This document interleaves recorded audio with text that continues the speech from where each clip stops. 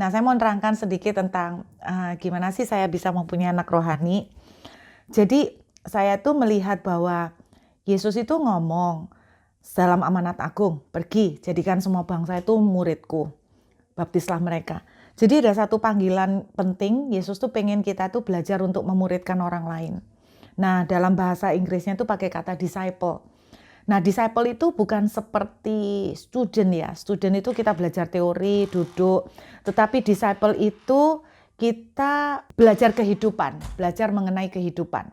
Jadi misalnya kayak Yesus menghabiskan waktu 3 tahun selama pelayanan dia, adalah hal pertama yang dia lakukan itu dia mencari murid.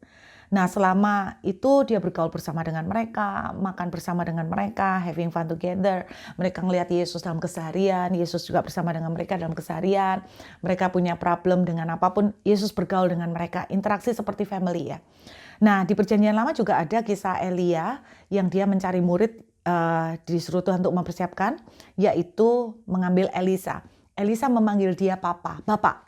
Nah, saya melihat bahwa hubungan antara guru dengan murid di sini bukan seperti di sekolah, tapi lebih seperti papa dengan anak.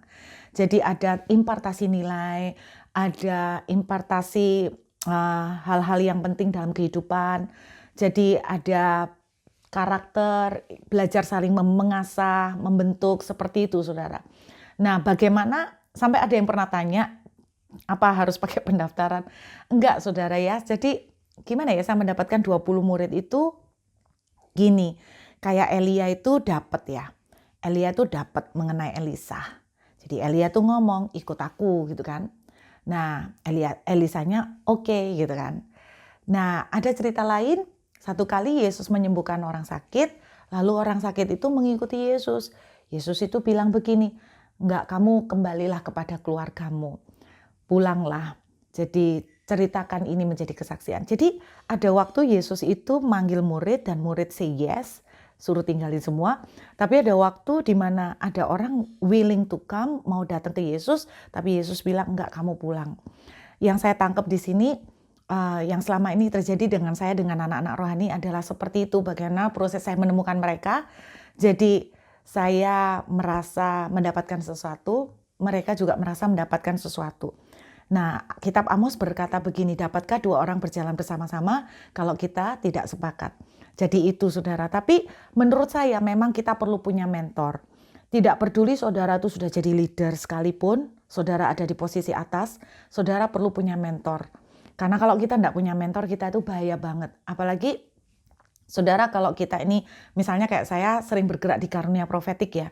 Kalau nggak punya mentor, bisa bahaya, bisa ke arah penyesatan. Nah, mentor itu yang bisa melihat saya, yang bisa menegur saya, ngasih masukan buat saya. Nah, saya kasih contoh orang dunia aja ya, misalnya Tiger Woods itu pemain golf internasional yang udah top. Itu masih punya mentor yang sebetulnya kalah hebat dengan Tiger Woods. Nah, ketika dia ditanya, diwawancara, kenapa dia masih punya mentor? Tiger Woods menjawab dengan bijak, dia bilang begini, karena saya tuh masih punya kelemahan, kekurangan-kekurangan yang tidak bisa saya lihat sendiri. Dan saya memerlukan orang lain untuk memayungi dan untuk melihat kekurangan itu. Jadi, saran saya buat teman-teman yang masih belum punya mentor, berdoa. Minta Tuhan untuk pertemukan, tunjukkan, dan kalau 2 pihak memang oke, kalian berjalan bersama, sepakat, dimuridkan. Itulah yang seperti yang saya alamin dengan 20 anak rohani saya. Mudah-mudahan ini bisa menjawab ya. Tuhan memberkati.